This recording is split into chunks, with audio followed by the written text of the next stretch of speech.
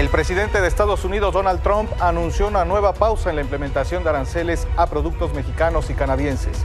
Ahora entrarán en vigor hasta el 2 de abril. Fue detenido en Michoacán Gerardo N., presunto extorsionador de limoneros y aguacateros en Apatzingán.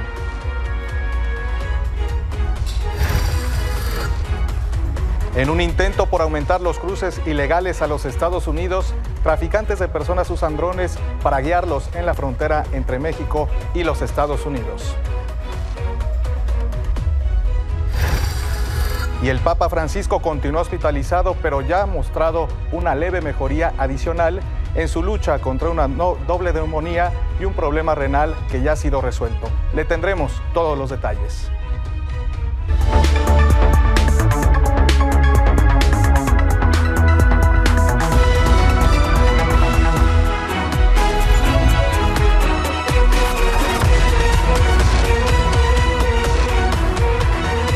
Hola, muy buenas noches, bienvenidos a Milenio Noticias de las 19 horas. Yo soy Gaspar Vela, le agradezco el favor de su atención. Vámonos directo con la información. Comenzamos con temas de la relación entre México y los Estados Unidos. El presidente Donald Trump anunció una nueva fecha para la entrada en vigor de los aranceles a productos mexicanos y canadienses. Ahora será el próximo miércoles 2 de abril cuando inicien estas tarifas. Por cierto, en esa fecha también entrarán en vigor los aranceles a los autos importados por los Estados Unidos. Durante la primera reunión con su gabinete, el presidente estadounidense señaló que ni México ni Canadá podrán detener estos aranceles. No, I'm not stopping the tariffs. No, millions of people have died because of the fentanyl that comes over the border. It's right now very hard to come through the border, but the damage has been done. We've lost millions of people due to fentanyl. It comes mostly from China, but it comes through Mexico and it comes through Canada. En este contexto, la presidenta Claudia Sheinbaum anunció que se han intensificado las reuniones de trabajo entre México y Estados Unidos por el tema precisamente de los aranceles. Necesario, sí, vamos a buscarla. También hay reunión del secretario de Hacienda con el secretario del Tesoro, es decir, está la coordinación, la comunicación. El secretario Ebrard también está en comunicación con el secretario de Comercio. Entonces esta semana pues se intensificaron las reuniones y pues nosotros siempre vamos a buscar llegar a un acuerdo en el marco del respeto a nuestra soberanía y a nuestra Constitución. Y siguiendo con estos temas, en los próximos 2 días el secretario de Economía, Marcelo Ebrard, se reunirá con funcionarios estadounidenses para discutir temas de la relación comercial entre México y Estados Unidos. En una tarjeta informativa se detalló que la tarde del jueves se reunirá con Jameson Greer, representante comercial estadounidense, y el viernes habrá una nueva reunión de trabajo con el secretario de Comercio de Estados Unidos, Howard Lutnick. Y quienes también se reunirán con funcionarios en Washington son los integrantes del Gabinete de Seguridad del Gobierno de México. La presidenta Claudia Sheinbaum reveló que los secretarios de Seguridad y Protección Ciudadana, Omar García Harfuch, de la Defensa Nacional, Ricardo Trevilla, y de Marina, Raimundo Morales, se reunirán con el secretario de Estado, Marco Rubio.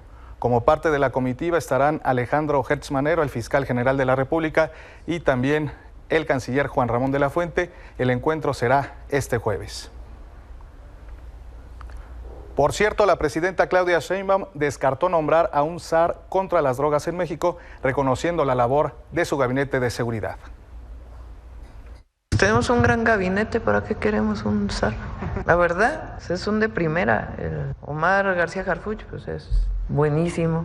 El general secretario Trevilla, lo mejor que tiene la Secretaría de la Defensa Nacional. El almirante Morales, de primerísima. Rosa Isela, que es secretaria de Gobernación, que es parte del gabinete. Gran gabinete, ¿para qué? ¿Para qué queremos un zar si tenemos un gabinete? Y dentro de los temas que han marcado la agenda bilateral entre México y Estados Unidos está la migración, uno de los más importantes. Este miércoles se anunció que el gobierno de Donald Trump creará un registro para todos los migrantes indocumentados que estén en el país y proporcionen sus huellas dactilares. También se reveló que quienes no accedan podrían enfrentar multas o penas de cárcel. Con esto, el gobierno norteamericano busca obligar a indocumentados a salir del país por su propia cuenta. Y un grupo de contratistas militares han presentado una propuesta al gobierno de Donald Trump para realizar deportaciones masivas mediante campos de procesamiento establecidos en bases militares. Medios en los Estados Unidos reportan que las unidades podrían estar conformadas por una flota privada de 100 aviones y un ejército pequeño de ciudadanos privados con poder para que realicen los arrestos. También señalan que este plan tendría un costo estimado de $25 mil millones y el objetivo sería realizar 12 millones de deportaciones antes de la elección intermedia de 2026 allá en Estados Unidos. Y en Tijuana, para evitar ser detenidos y aumentar las probabilidades de éxito en el cruce, traficantes de personas utilizan drones para guiar a los migrantes en la frontera entre México y Estados Unidos. Said Betanzos, cuéntanos más sobre este tema. ¿Cómo estás? Muy buenas noches. ¿Qué tal? Muy buenas noches. Comentarte esto que se ha descubierto pues al difundirse este video en donde se ve y además se escucha también, bueno, se ve a un migrante cuando ya está pegado del muro fronterizo y empieza a correr, pero también al mismo tiempo el traficante de personas o pollero, como se le conoce, le da instrucciones para que él empiece a correr. Incluso le avisa que detrás de él hay una camioneta de color negro, pero que debe continuar su travesía.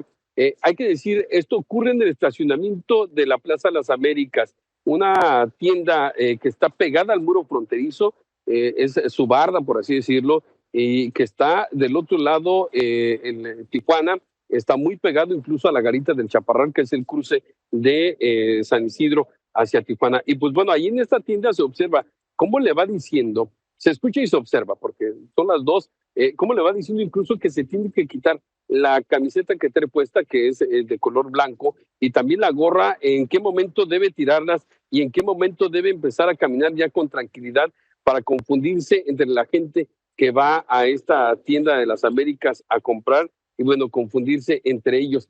Es la primera vez que se observa que bueno, es utilizado un dron para darle instrucciones vía telefónica. Llama aquí la atención, Gaspar, de alguna forma también, cómo, bueno, es que utilizaron un dron porque esta zona también es de las que usualmente es imposible volar un dron porque debes no solamente solicitar la autorización para volarlo, sino que es un área restringida. Pero bueno, tal parece que los traficantes de personas no los detiene nada, mucho menos la tecnología para utilizarla y ahora cruzar a los migrantes. Lo que sí vemos aquí, Gaspar, es que también es que solamente cruzó un migrante. Ya no es como antes que eran 20, 50, 100, no. Es uno solo y al que va dirigiendo por teléfono, y esto también de alguna forma contrasta también por toda la vigilancia que hay en la frontera, tanto del lado estadounidense como del lado mexicano. Sin embargo, pues bueno, ellos burlan de alguna forma toda esta vigilancia y también hay que decirlo, el muro fronterizo, porque hay que cruzar dos que están completamente repletos de esta concertina conocida también como alambre de púas y de navajas. Said, ¿alguna autoridad ya se ha pronunciado a este respecto a esta nueva tecnología que usan los traficantes de migrantes allá en Baja California? Fíjate que no, pero te quiero adelantar algo, no está pronunciada ninguna autoridad, pero te adelanto que incluso hicimos un recorrido con la Guardia Nacional el día de ayer. Hoy estaremos presentando esta pieza más tarde, y lo que nos decían los elementos de la Guardia Nacional es que ellos sí habían detectado que de repente les envían drones y ellos están vigilantes, bueno, quiénes o cuántos drones, qué tipo de drones, y bueno, pues ellos están documentando ya todo esto en las áreas, sobre todo porque ellos han estado vigilando las zonas de más difícil acceso y que a veces son las de más fácil acceso porque muchas veces las autoridades no llegan hasta estos puntos, pero hoy vemos que esta área donde cruzaron es la zona urbana, es donde regularmente se estaban dando muchos cruces de manera irregular, porque ahí lo que hacían los traficantes era cruzar a los migrantes con escaleras o incluso arrastrándose por estos barrotes para entregarse a las autoridades norteamericanas cuando había la posibilidad del asilo, y hoy no es así. Así que bueno, pues estaremos pendientes de qué informan las autoridades y también, bueno, si refuerzan la seguridad en esta zona de la Garita del Chaparral, que está pegada a este centro comercial de las Américas en San Isidro, California. Muy bien, Said Betanzos, muchas gracias por toda la información, te mando un abrazo. Hasta luego, Gaspar, buenas noches. Mientras tanto, en el Consejo General de Derechos Humanos de la ONU, la delegación mexicana reivindicó el papel de las comunidades migrantes y pidió que se respeten sus derechos ante las amenazas de deportaciones hechas por el gobierno de los Estados Unidos. Los funcionarios mexicanos recordaron que los migrantes son una parte importante de la economía norteamericana y que incluso durante la pandemia de COVID-19 ayudaron a que la economía se mantuviera estable. Por cierto, recientemente se cumplió un mes ya del inicio del segundo mandato de Donald Trump. En ese contexto, la secretaria de Seguridad estadounidense, Kristi Noem, reveló que se han arrestado a 20,000 migrantes ilegales. Añadió que eso representa un aumento de 627% en este tipo de arrestos en comparación con el gobierno de Joe Biden. Vamos ahora con información de seguridad porque fue detenido en Michoacán Gerardo N., presunto extorsionador de limoneros y aguacateros en Apatzingán. Su captura se dio mediante una operación conjunta entre fuerzas federales y locales. El secretario de Seguridad, Omar García Harfuch, informó que al detenido se le vincula con casos de secuestro, además de que podría estar detrás de la muerte violenta de 2 agentes de la Fiscalía General de la República, cuyos cuerpos fueron encontrados en Michoacán hace unos días.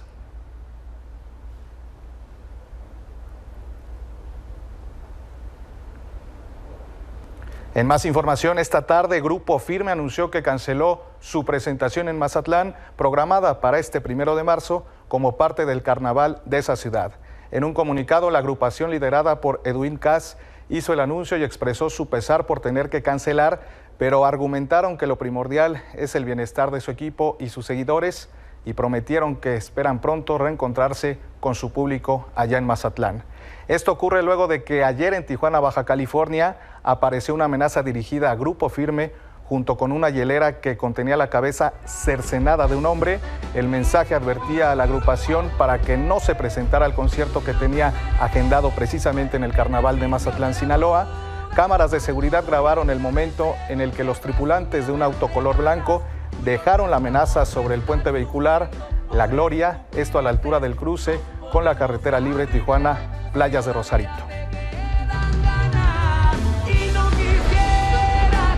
Y previo a esta cancelación, por la mañana el secretario general de Gobierno de Sinaloa, Feliciano Castro, aseguró que el Carnaval de Mazatlán se mantenía sin cambios y con todos los protocolos de seguridad listos. Mantiene igual. Reitero lo que hace unos momentos señalé, por lo tanto, el carnaval está previsto y se tienen las medidas, los dispositivos de seguridad para proteger a las familias, tanto de Mazatlán, del estado de Sinaloa, como la gente que viene a Mazatlán de Nayarit, de Durango, de Coahuila, de Chihuahua, de Nuevo León. A todo mundo le reiteramos esta información. Están dadas las condiciones para que se desarrolle el carnaval en normalidad. Y esta tarde en conferencia en compañía de la secretaria de Turismo de Sinaloa, la alcaldesa de Mazatlán, Estela Palacios, confirmó que el carnaval sigue en pie, se realizará de acuerdo a las fechas que ya estaban previstas, pero tras las cancelaciones de artistas por motivos de seguridad, se sumaron otros intérpretes, se añadieron el 90s Pop Tour, Plácido Domingo, Los Aguilar, Alejandro Sanz y la banda La Adictiva. Reiteran que existen condiciones de seguridad para llevar a cabo este evento. Y nuevamente Ismael El Mayo Zambada fue tema en la mañanera, luego de lo informado ayer por el fiscal general de la República, Alejandro Gertz Manero, sobre que hay una solicitud de extradición del capo. Hoy la presidenta Claudia Sheinbaum precisó que su gobierno no está defendiendo al cofundador del cártel de Sinaloa, sino que plantea que todo se dé en el marco de la ley. Nosotros combatimos al crimen organizado, a la delincuencia organizada, en el marco de la ley y fortalecemos las capacidades de investigación e inteligencia, que es uno de nuestros ejes, para poder, en el marco del Código Penal, del sistema penal acusatorio, de lo que existe en nuestro país, pues detener a un delincuente de la delincuencia organizada. Lo que estamos planteando es que todo tiene que ser en el marco de la ley. Nosotros buscamos siempre en el marco de la Constitución y de las leyes y buscamos siempre cumplir con todo ello. Ahora vamos al Estado de México, donde cámaras de seguridad captaron una balacera ocurrida cerca del centro comercial Santa Cruz Acatlán en Naucalpan el 21 de febrero. En las imágenes se ve a supuestos integrantes de un grupo delictivo disparar contra personas que se encontraban afuera de un bar. De acuerdo con el video difundido, al lugar llegaron varios individuos en una autoyeta. Uno de ellos se baja y comienza a disparar contra dos personas que salieron de este bar, desatando así una balacera. El agresor resultó herido junto a 3 personas más, mientras varios motociclistas huyeron del lugar. Hasta el momento no se conoce el móvil de esta agresión. Gracias por continuar con nosotros. Esta tarde la Comisión Ambiental de la Megalópolis activó la contingencia ambiental atmosférica por ozono en la zona metropolitana del Valle de México, pues a las 17 horas se registraron concentraciones máximas de ozono en la estación Tlalnepantla del Estado de México. Con esta medida se activó el doble hoy no circula, por lo que mañana jueves ponga mucha atención. 27 de febrero no circulan los vehículos con holograma 1 y 2, tampoco los vehículos con terminación de placa 1, 2, 4, 6, 8 y 0. De la misma forma no circulan los vehículos con holograma 00 y 0 con engomado verde.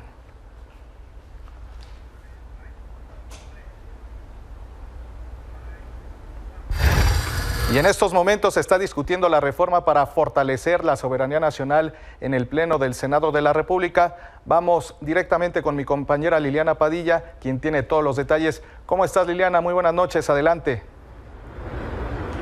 Hola Gaspar, muy buenas noches, te saludo desde el Senado de la República. Efectivamente, en una sesión vespertina que inició pasadas las 5 de la tarde se discute este dictamen de una iniciativa de reforma constitucional que envió la presidenta Claudia Sheinbaum apenas, Gaspar, la semana pasada aquí al Senado de la República. Prácticamente en menos de una semana los legisladores la dictaminaron y hoy la están discutiendo en el Pleno. La oposición ha señalado, si bien que no estaría por rechazar esta reforma, planteando que no es necesario, que sería innecesario, que prácticamente ya está establecido en la Constitución el tema de la soberanía. Son modificaciones a los artículos 19 y 40 justamente para fortalecer las medidas ante alguna intervención extranjera. Esto pues en la coyuntura que se ha dado de la relación México-Estados Unidos y la decisión del gobierno de Donald Trump de declarar a los cárteles del crimen organizado como organizaciones terroristas. El debate pues prácticamente lleva 2 horas, se espera que en unas 3 horas más concluya ya la discusión de esta reforma constitucional. Como te decía, pues Morena ha pedido un cierre de filas al gobierno de la presidenta Claudia Sheinbaum, esta reforma pues que ella planteó y ellos así lo han estado señalando. El debate se ha desviado por momentos criticando por parte de la oposición respecto a pues temas como el crimen organizado y lo que se ha venido señalando respecto a pues la actuación de Morena y de algunos de sus integrantes por parte de la oposición, así lo han señalado, y fue incluso el coordinador de esta bancada, Adán Augusto López Hernández, quien fue a darles pues la respuesta a la oposición. Así se han ido pues dando estos intercambios, este debate que te digo se ha prolongado por 2 horas y se espera pues que prácticamente sea aprobado por mayoría calificada en un par de horas aquí en la Cámara Alta, Gaspar. Bien, Liliana, pues jornada larga allá en el Senado de la República. Vamos a estar muy atentos de lo que pase allá en Avenida Paseo de la Reforma. Muchas gracias por el reporte, Liliana. Seguimos pendientes. Buenas noches. Y ayer le informamos sobre la aprobación de la reforma contra el nepotismo y la no reelección, misma que generó reacciones dentro del movimiento de la Cuarta Transformación.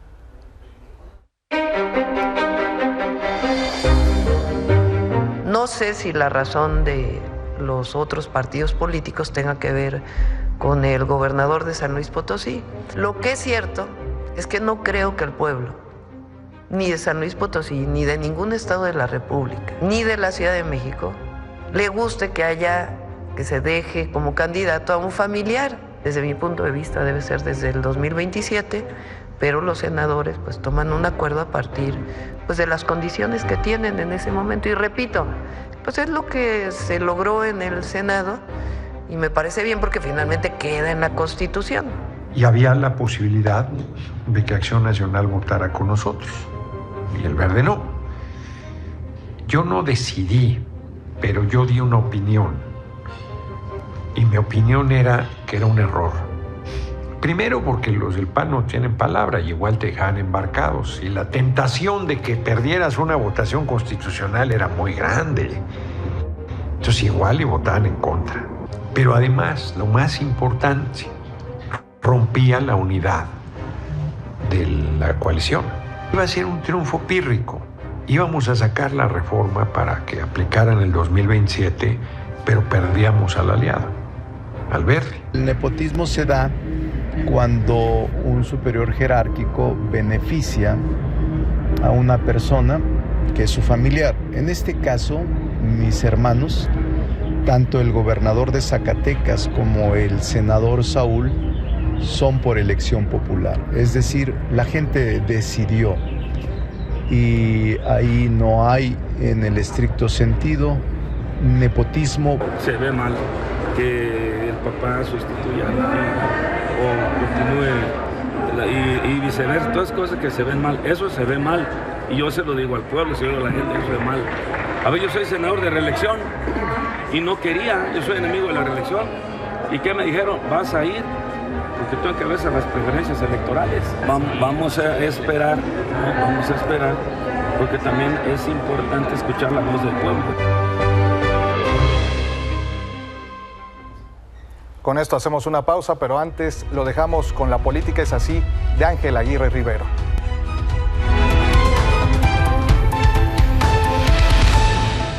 Buenas noches, estimados televidentes.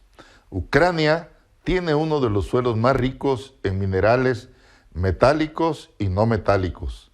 El país posee las primeras reservas de litio y uranio y cuenta con 25 de las 34 materias primas reconocidas como críticas por parte de la Unión Europea.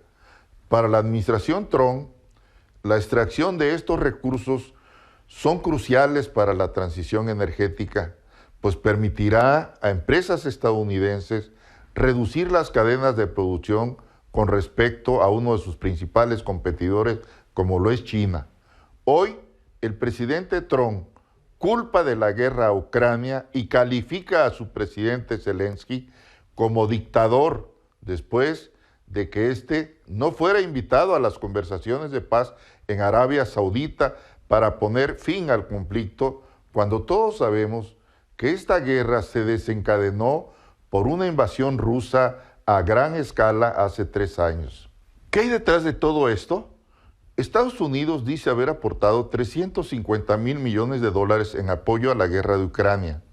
Y Trump, como todo buen empresario, pretende recuperarlos a toda costa.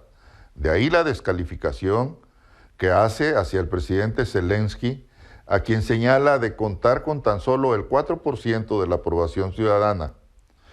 Por lo que considera urgente que se convoque a nuevas elecciones, bajo el argumento simulado de evitar más muertes y mostrando un rostro aparentemente humanitario y sensible. Trump ha construido una alianza atípica con Rusia, representada por su secretario de Estado Marco Rubio y el ministro de Relaciones Exteriores de Rusia, Sergei Lavrov, excluyendo a los países de la Unión Europea y al propio Ucrania para conseguir la paz. Gana Rusia y gana Estados Unidos, la política de los más poderosos. Qué tristeza. Buenas noches.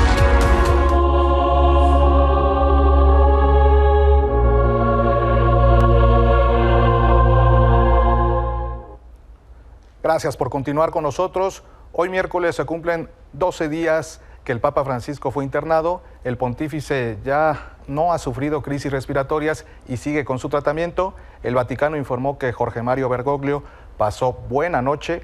Asimismo, se dio a conocer que el día de ayer se le realizó una tomografía y observaron que la inflamación en sus pulmones ha bajado. Sin embargo, continuará hospitalizado. Y descendiente de italianos y el mayor de 5 hermanos, el Papa Francisco es el primer jesuita y latinoamericano. ¿Cuál ha sido su ideología en casi 12 años de pontificado? La historia es de Alma Paola Wong.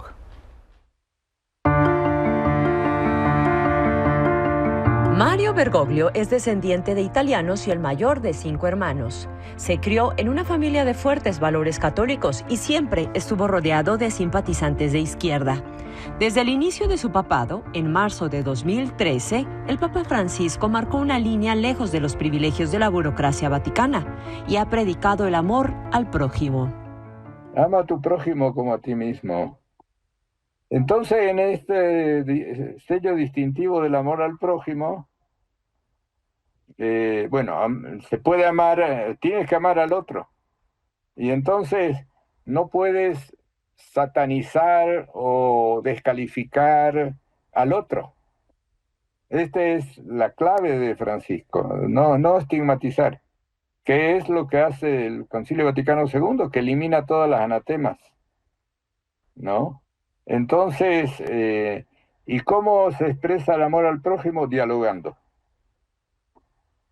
Por eso se confronta con Trump, y por eso hoy Francisco tiene más prensa que Trump. Francisco es el primer papa jesuita y latinoamericano, un papa que ha reivindicado el papel de las mujeres en la Iglesia. Tienen otra metodología las mujeres, tienen un sentido del tiempo, de la espera, de la paciencia diverso al hombre. El Consejo de Economía son 6 cardenales y 6 laicos. Los laicos, 2 varones, por supuesto. Hubo que renovar y puse un varón y 5 mujeres. La cosa cambió así.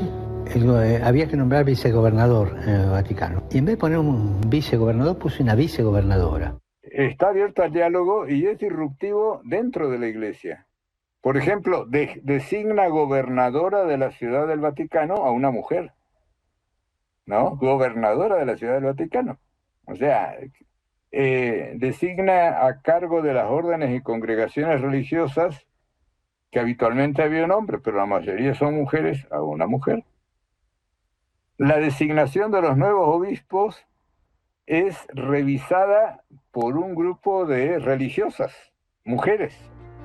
Francisco cuenta con popularidad mundial, en especial entre los jóvenes, pero el camino no ha sido fácil. Al interior de la Iglesia existen corrientes tradicionalistas que cuestionan su forma abierta de comunicarse y sus reformas. Él retoma el legado del Concilio Vaticano II y va a lo que dice la Biblia. Entonces, ahí está el discurso de Jesucristo, el famoso Sermón de la Montaña. ¿Cuál es la consigna? Entender los signos de los tiempos. Entonces, entender los signos de los tiempos implica que la Iglesia Católica cambie el concepto de matrimonio, por ejemplo. Si usted se casó o no se casó por iglesia, pero vive en forma consistente con su pareja, usted está casada. Entonces, es un hombre apegado al compromiso cristiano, ¿no? Pero además trata de adaptarlo a lo que es la realidad, a lo que la gente cree. Para Milenio Noticias, Alma Paola Wong. Ahora vamos a analizar un poco sobre el papel del Papa Francisco en estos casi 12 años que lleva al frente de la Santa Sede. Agradezco nos acompañen José Sols, profesor de Teología de la Universidad Iberoamericana Ciudad de México. Profesor, muy buenas noches. Buenas noches. Y también está con nosotros Mario Ángel Flores Ramos, presbítero de la Comisión Teológica Internacional. ¿Cómo está? Muy buenas noches. Muy bien, buenas noches. Empezaría por preguntarle a ambos, pues, ¿cuál ha sido el legado del Papa Francisco? Bueno, el legado ha sido y está siendo, porque todavía está ejerciendo de Papa, aunque ahora con muchas dificultades, pues yo creo que un espíritu de apertura al mundo, de la Iglesia, de apertura, de bajar de alguna manera a la arena, a las realidades de la gente, sencillas, habla y ha hablado con un lenguaje claro, llano, se le entiende, tanto por escrito como oralmente. Y bueno, ha querido hacer una iglesia más evangélica, más cercana, más abierta, y yo creo que ese es un excelente legado. Padre. Sí, yo creo que desde el inicio él ha querido marcar su pontificado con 2 elementos. Primero, la sencillez, dejar fuera los protocolos que no son necesarios, para estar más a la altura de una iglesia testimonial, una iglesia menos formal y más cercana, como se ha dicho. Y un segundo aspecto es acercarse a los más alejados. Decimos ir a las periferias geográficas, es decir, a las periferias sociales que están fuera del interés de muchos y que deben de estar en primer lugar cerca de la iglesia, y a las periferias existenciales, ¿verdad? A las situaciones humanas donde se viven conflictos de relación, de identidad, de ser una iglesia más incluyente en ese sentido. Y creo que ha renovado el rostro de la iglesia con estas dos actitudes fundamentales. Muy bien, profesor, ¿qué resistencias externas ha encontrado hasta este momento el Papa Francisco?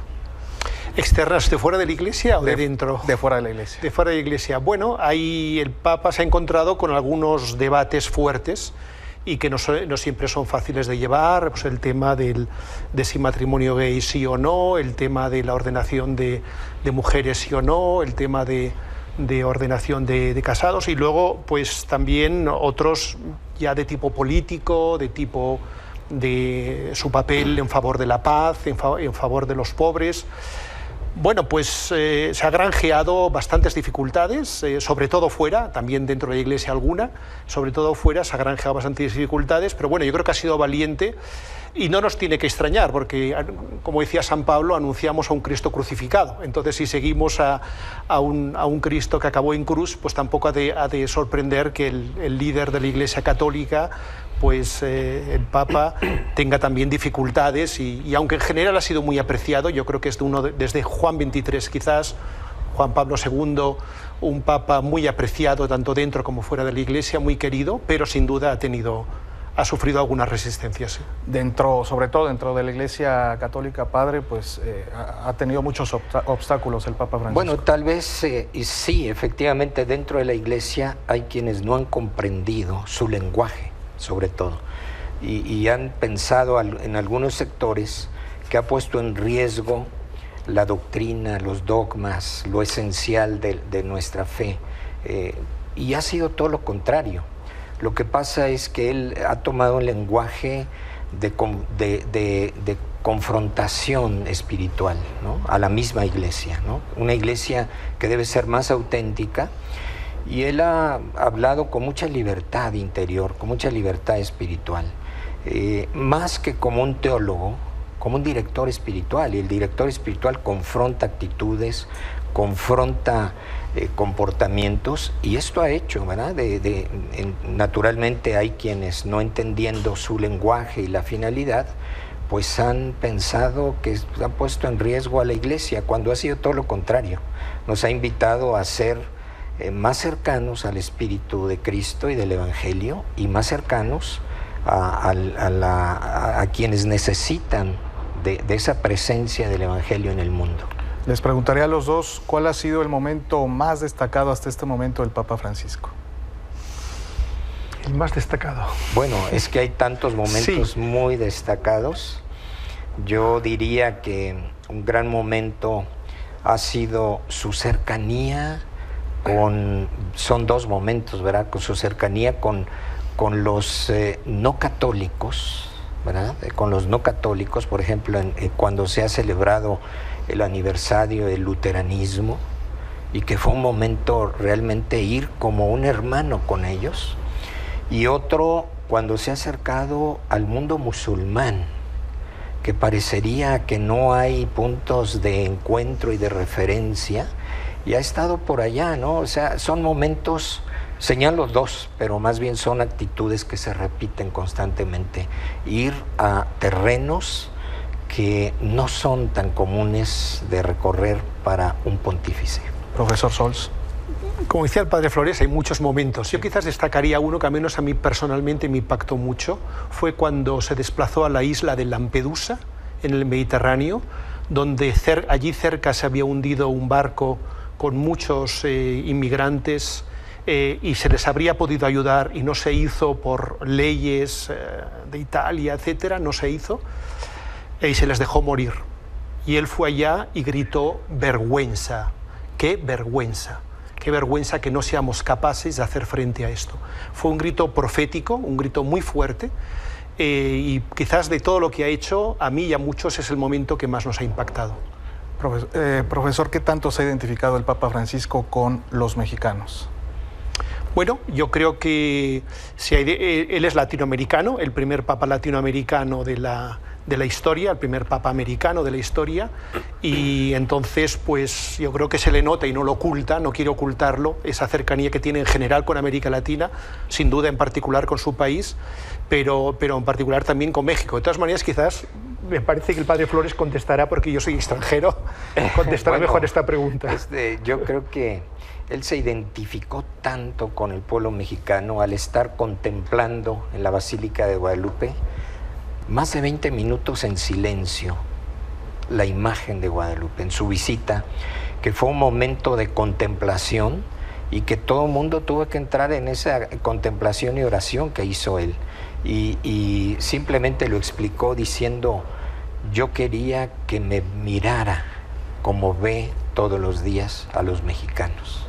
La mirada de la Virgen de Guadalupe ante él era la mirada de la Madre Espiritual de todos. Finalmente, profesor, padre, pues ha sido un papa incómodo dentro de la Iglesia Católica. Bueno, yo creo que ha sido un papa valiente, un papa que ha querido ponerle a la Iglesia al día, actualizarla, hacer renovaciones importantes dentro, por ejemplo la curia, el proceso sinodal que está haciendo, que no es tan llamativo como el Concilio Vaticano II, pero es muy importante, y también de cara afuera. Y bueno, pues eso a veces resulta incómodo dentro y fuera, sin duda, pero bueno, Jesucristo también resulta incómodo para muchos y es normal. Sí, yo diría que él ha venido a romper esquemas, a romper actitudes y a proponer una vida nueva en la misma línea de la vida cristiana, para estar más cerca de las necesidades de nuestro tiempo. Y esto no es fácil, ha sido valiente, ha sido consecuente, y es una de las grandes aportaciones de su pontificado para la Iglesia. Muy bien, profesor, padre, muchas gracias por estos minutos. Muchas gracias. Muy amable, Gaspar. Gracias, muy buenas noches. Buenas noches. Ahora hablemos de negocios. La depresión y la ansiedad limitan el ahorro en miles de mexicanos, según la ITAM. Ana Karina Martínez, cuéntanos detalles sobre estos impedimentos al momento de ahorrar. ¿Cómo estás? Muy buenas noches. ¿Qué tal, Gaspar? Muy buenas noches. El tema del ahorro siempre es difícil de abordar aquí en México, pues los especialistas siempre le aconsejan a los ciudadanos reservar una parte de sus ingresos para ahorrar para el futuro, para diversas situaciones. Sin embargo, por el otro lado, los mexicanos aseguran que es una tarea que se convierte cada vez más difícil, casi imposible, debido a diversos factores, como son las altas tasas de informalidad, los altos gastos diarios y también los bajos sueldos. Sin embargo, ahora se suman los factores psicológicos y emocionales, pues de acuerdo con un estudio realizado por el ITAM en conjunto con Banco Sabadell y la Conducef, 25% de los mexicanos no cuenta con ningún instrumento formal de ahorro debido a la depresión que le genera vivir en pobreza y también la ansiedad por la acumulación de deudas, así como el desconocimiento de este tipo de instrumentos para ahorrar. El estudio muestra que dentro de las cuentas y los instrumentos formales, 24.8% de los mexicanos sí ahorra, mientras que 36.1% no lo hace, no tiene conocimiento de estos instrumentos. Dentro de estos formales, 54% coloca su dinero en una cuenta de nómina o de tarjeta de nómina, 33% lo hace en las cuentas de ahorro, 32% en las administradoras de fondos para el retiro y 26% a través de los seguros. Por el otro lado, 14.5% de los mexicanos dijo que sí participa en el ahorro a través de mecanismos informales, mientras que 24.6% tampoco los utiliza. Estos mecanismos incluyen guardar el dinero en casa con 30% de los encuestados, las cajas de ahorro personales o de las empresas con 15% y las famosas tandas, que tienen una penetración de 12%.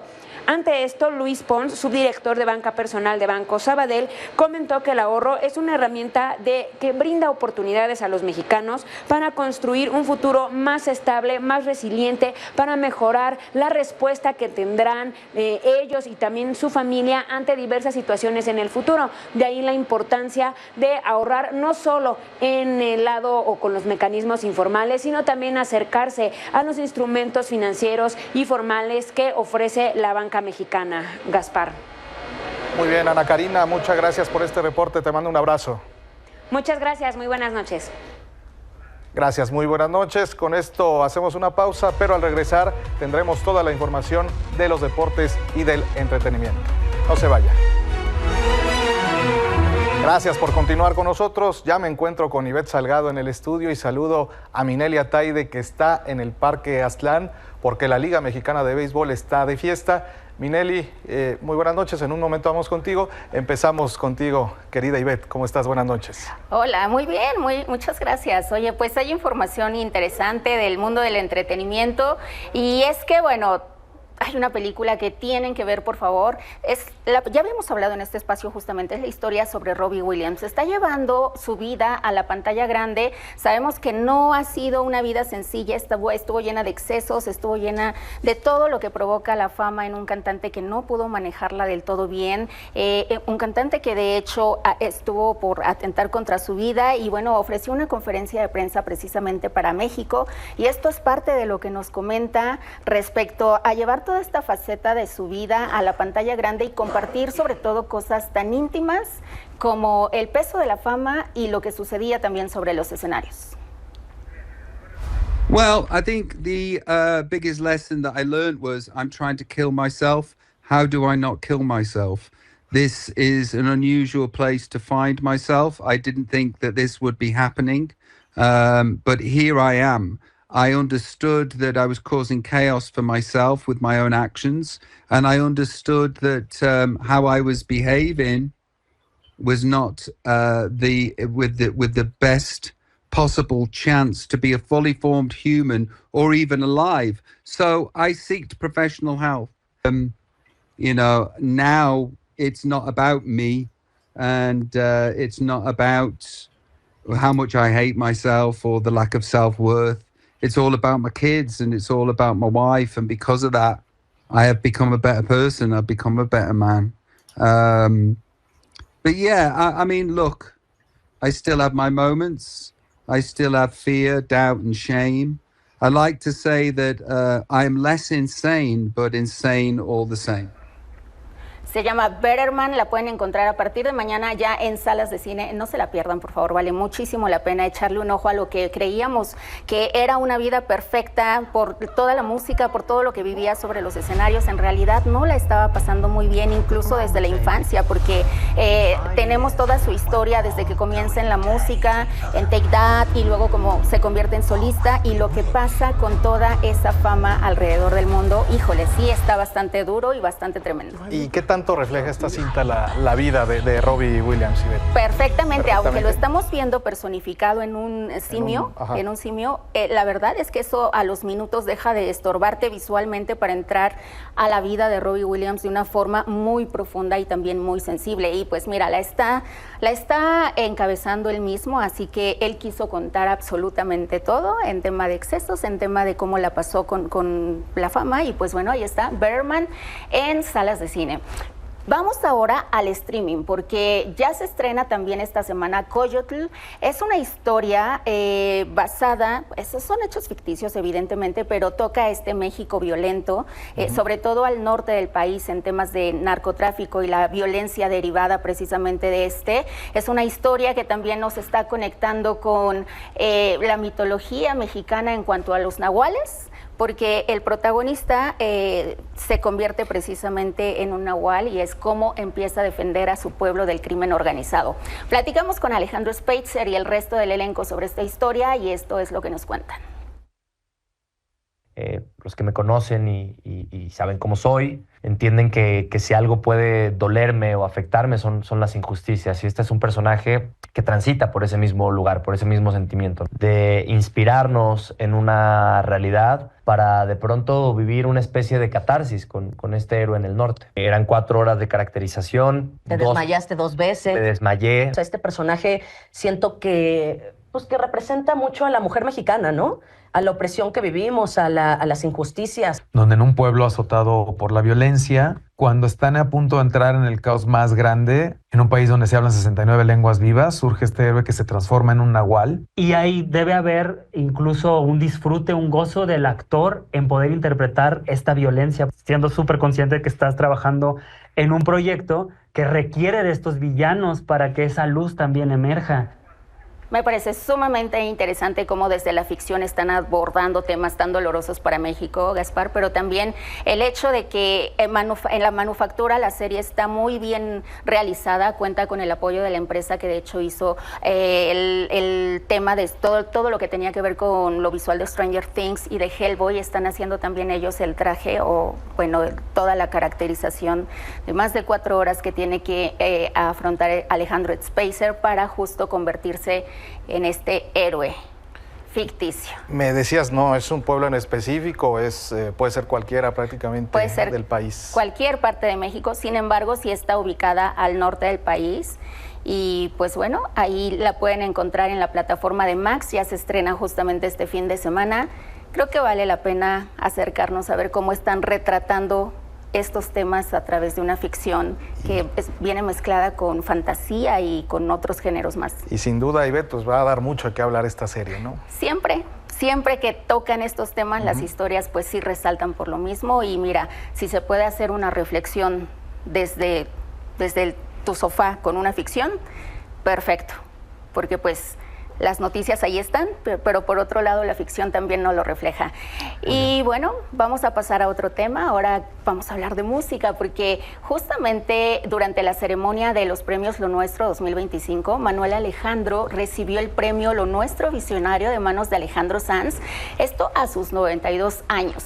El músico, arreglista y productor español fue reconocido por su carrera de 6 décadas en la que ha escrito más de 500 canciones y trabajado con artistas de la balada romántica tan icónicos como José José, Rocío Jurado, Julio Iglesias, entre muchos otros. Esto es parte de lo que se vivió durante la ceremonia.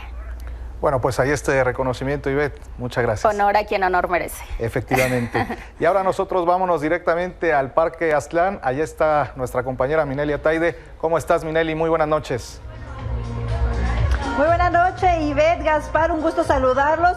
Pues bueno, bien lo dices, estamos aquí en el Parque Aztlán. ¿Por qué? Porque aquí será ya de manera oficial el arranque del festejo del aniversario número 100 de la Liga Mexicana de Béisbol. Realmente impresionante lo que estamos viendo en este festejo. Miren, aquí estamos viendo en la entrada justamente las imágenes de los grandes personajes que han forjado la historia de la Liga Mexicana de Béisbol. Sin duda alguna, pues personajes históricos como Héctor Espino, como Moy Camacho, como Nelson Barrera, José Luis Sandoval, la verdad, entre otros personajes, pero esto apenas es el inicio.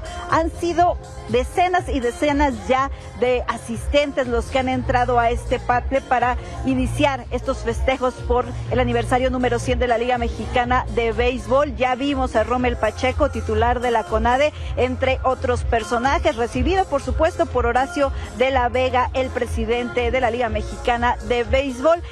Será una celebración impresionante. Recordemos que la temporada arranca el próximo 17 de abril. Justamente abren acciones los Diablos Rojos del México, actuales campeones, frente a los Venados. Así arrancará la fiesta ya, obviamente hablando en términos deportivos, pero hoy la verdad es que es un día especial. Lo están pues arrancando a lo grande porque es sin duda alguna novedoso lo que estamos viendo. Los asistentes están pueden jugar, por supuesto, aquí en el Parque Aztlán y pueden divertirse antes del mensaje que va a arrancar en algunos instantes más y que lo va a hacer el mismo Horacio de la Vega, presidente de la Liga Mexicana de Béisbol. Les estaremos dando todos los detalles justamente de este arranque, de estas palabras que va a dar y por supuesto los detalles de cómo será el festejo y todos los eventos que vienen también, porque esto, como les decía, apenas es el arranque. Ayer tuvieron también un torneo Pro-Am de golf en el campo de golf Chapultepec.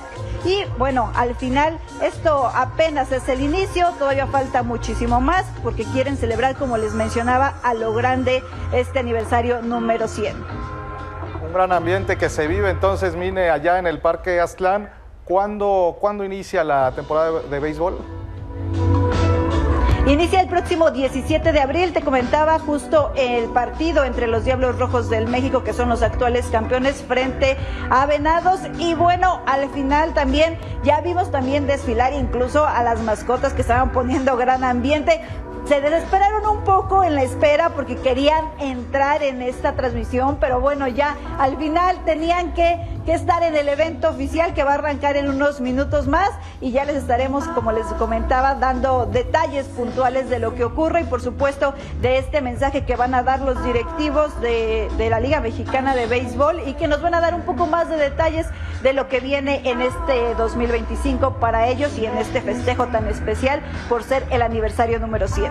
Muy bien, Ninely Ataide, muchas gracias por toda la información. Muy buenas noches. Buenas noches. Buenas noches, gracias Ivette, muy buenas noches. Gracias, buenas noches. Y gracias a usted por el favor de su atención. Que tenga muy buenas noches.